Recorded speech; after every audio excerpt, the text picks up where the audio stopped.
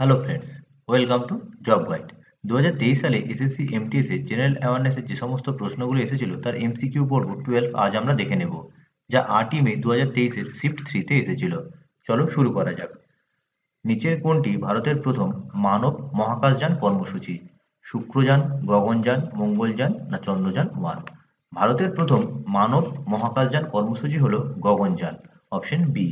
এটি সম্ভবত 2024-এর শেষের দিকে বা 2025-এর প্রথম দিকে উৎক্ষেপণ করা হবে বলে মনে করা হচ্ছে। এই মিশনে 3 জনের একটি মানব ক্রুকে 400 কিলোমিটার কক্ষপথে উৎক্ষেপণ করা হবে এবং ফিরিয়ে আনা অন্তর্ভুক্ত হবে। শুক্রযান, এর আরেকটি নাম হলো ভেনাস অরবিটার মিশন। এটিও সম্ভবত 2024-এর শেষের দিকে উৎক্ষেপণ করা হবে।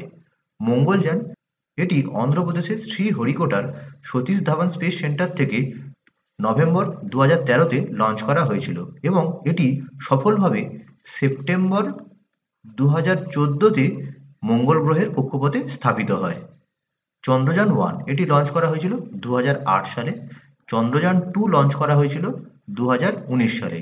এর লক্ষ্য ছিল চাঁদের দক্ষিণ মেরুতে অবতরণ করা, কিন্তু এই কর্মসূচি আমাদের ব্যর্থ হয়। পরবর্তীকালে চন্দ্রযান 3 লঞ্চ করা হয়েছিল জুলাই 14, 2023-এ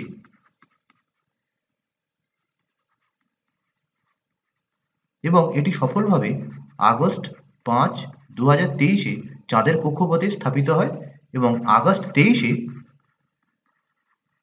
সফলভাবে চাঁদের দক্ষিণ মেরুতে অবতরণ করে এবং চাঁদের দক্ষিণ মেরুতে অবতরণ করা প্রথম দেশ হলাম আমরা, অর্থাৎ ভারতবর্ষ।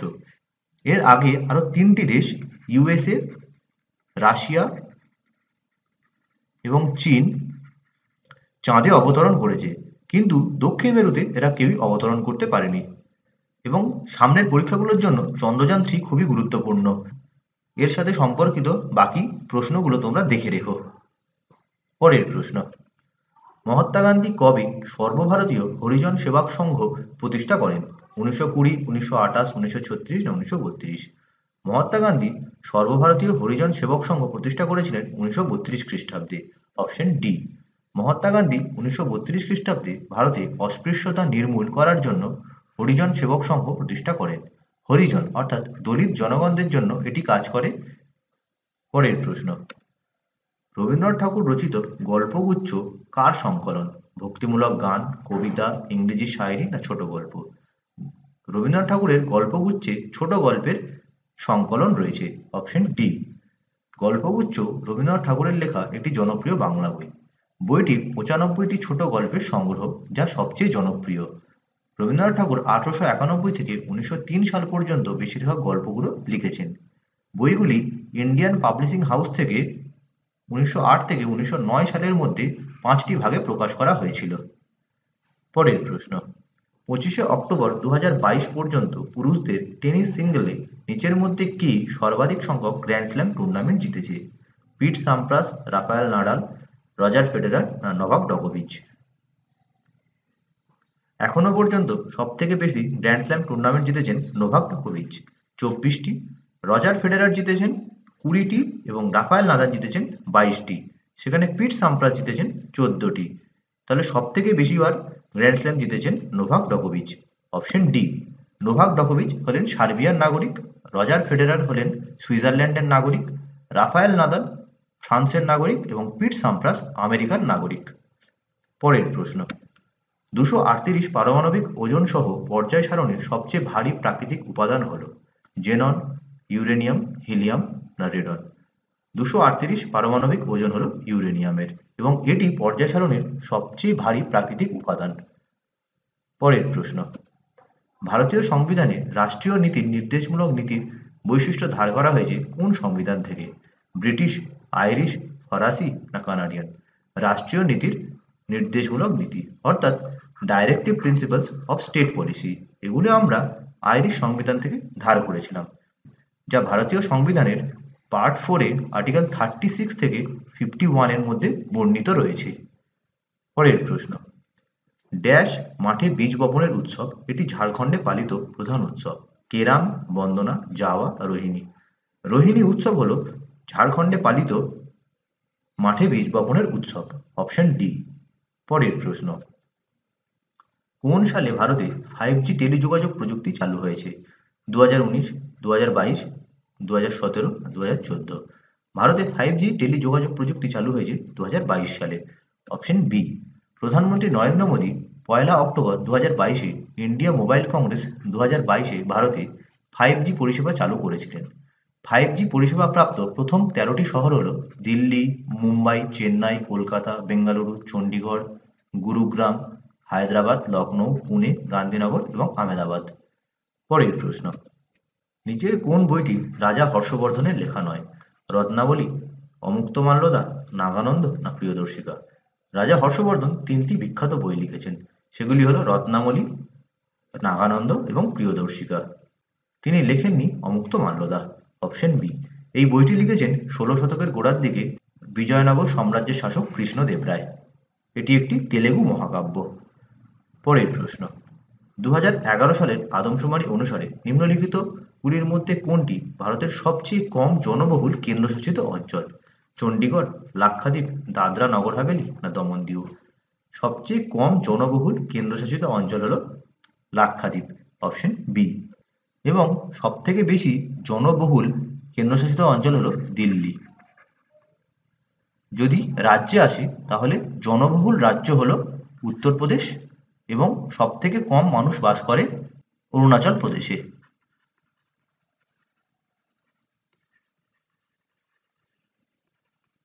পরের প্রশ্ন, নিচের মধ্যে কে খিলজি রাজবংশের প্রতিষ্ঠা করেন?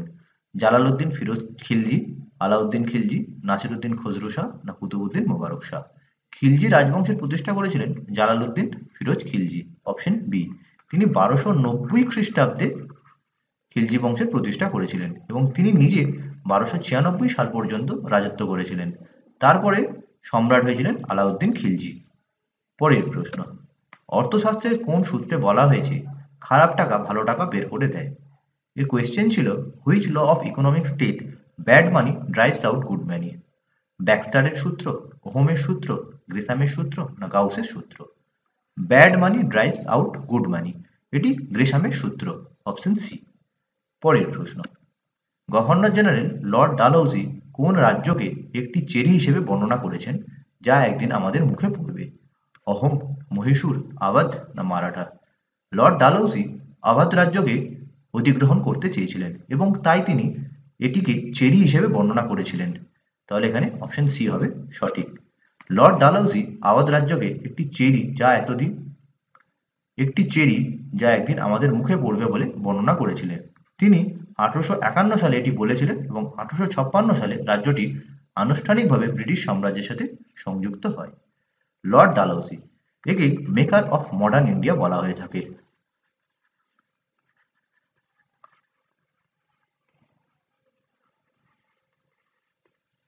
কেন বলা হয়ে থাকে? তিনি অনেকগুলি নতুন বিভাগ চালু করেছিলেন, যেমন 1853 সালে প্রথম তিনি বোম্বে থেকে থানে পর্যন্ত ট্রেন লাইন চালু করেছিলেন।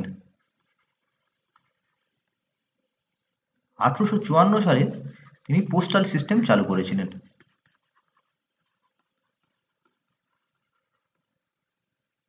এবং বিধবা পুনর্বিবাহ আইন 1856 সালে ড্রাফট পাস করেছিলেন এবং যা পরবর্তীকালে লর্ড ক্যানিংয়ের সময় 1857 সালে আইনে পরিণত হয়। বিধবা পুনর্বিবাহ আইন, অর্থাৎ উইডো রিম্যারেজ অ্যাক্ট। এছাড়া তিনি 1848 সালে সত্যবিলোপ নীতি বা ডকট্রিন অফ ল্যাপস চালু করেছিলেন, যার মাধ্যমে আওয়াধ রাজ্যটি ব্রিটিশ সাম্রাজ্যের সংযুক্ত হয়েছিল। পরের প্রশ্ন, নিম্নলিখিত নৃত্যগুলির মধ্যে কোনটি এক হর্জ নামেও পরিচিত, যেখানে একজন নর্তকী একক অভিনয়ে অনেকগুলি ভূমিকা নেয়? ভরতনাট্যম, কুচিপুড়ি, কথাকলি না কথক? এক হর্জ নামেও পরিচিত ভরতনাট্যম। Option A. ভরতনাট্যম দেখতে পাওয়া যায় তামিলনাড়ুতে, কুচিপুড়ি নৃত্য দেখতে পাওয়া যায় অন্ধ্রপ্রদেশে, কথাকলি নৃত্য কেরালাতে, আর কত্থক নৃত্য উত্তর ভারত মূলত উত্তরপ্রদেশে দেখতে পাওয়া যায়। পরের প্রশ্ন, ব্ল্যাকবাক জাতীয় উদ্যান কোথায় অবস্থিত? Sikkim, Gujarat, Madhya Pradesh, Haryana? Blackbuck national park, এটি গুজরাটে অবস্থিত। Option B. পরের প্রশ্ন, নিচের কোনটি থ্যালোফাইটার উদাহরণ নয়? স্পাইরোগাইরা, মার্চেন্টিয়া, চারা না ক্ল্যাডোফেরা? থ্যালোফাইটার উদাহরণ নয় মার্চেন্টিয়া। Option B. মার্চেন্টিয়া হলো ব্রায়োফাইটার উদাহরণ। উদ্ভিদ জগৎকে মূলত দুটি ভাগে ভাগ করা হয়, ক্রিপ্টোগ্যামি এবং ফেনোগ্রামি।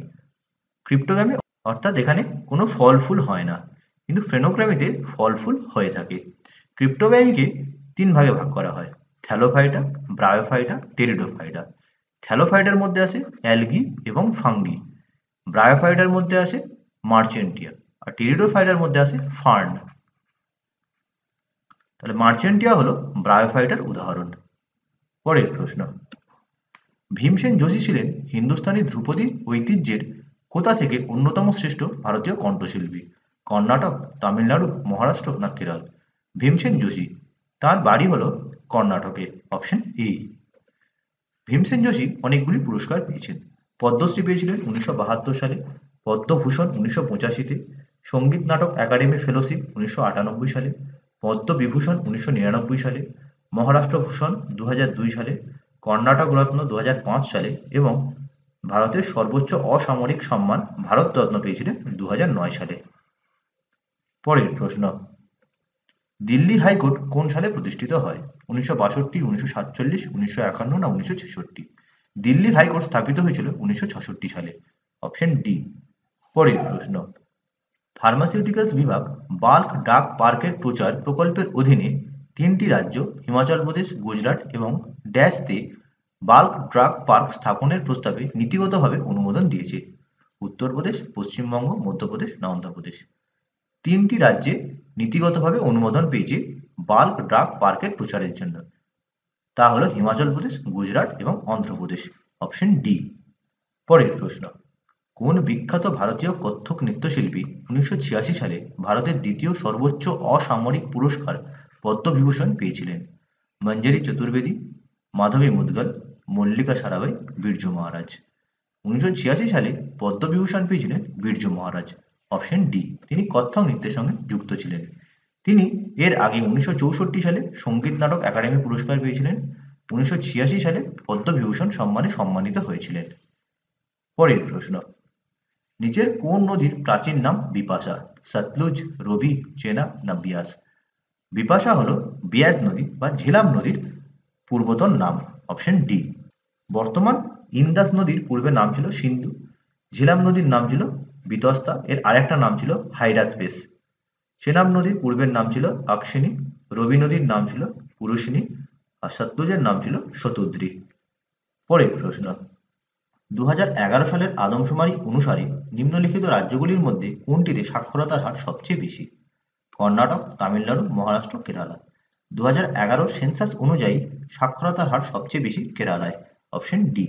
সেখানে সাক্ষরতার হার হলো 94%, যেখানে পুরো ভারতের সাক্ষরতার হার হলো 74.04%। সব থেকে সাক্ষরতার হার কম হলো বিহার রাজ্যে, সেখানে সাক্ষরতার হার 61.80%।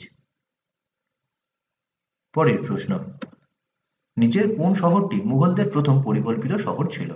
মির্জাপুর, ফতেপুর সিক্রি, লখনৌ না লাহোর? মুঘলদের প্রথম পরিকল্পিত শহর বা প্ল্যান্ড সিটি ছিল ফতেপুর সিক্রি। Option B. ফতেপুর সিক্রি মুঘলদের প্রথম পরিকল্পিত শহর। এটি 1569 সালে মুঘল সম্রাট আকবর দ্বারা প্রতিষ্ঠিত হয়েছিল এবং এটি 1571 থেকে 1585 সাল পর্যন্ত মুঘল সাম্রাজ্যের রাজধানী ছিল।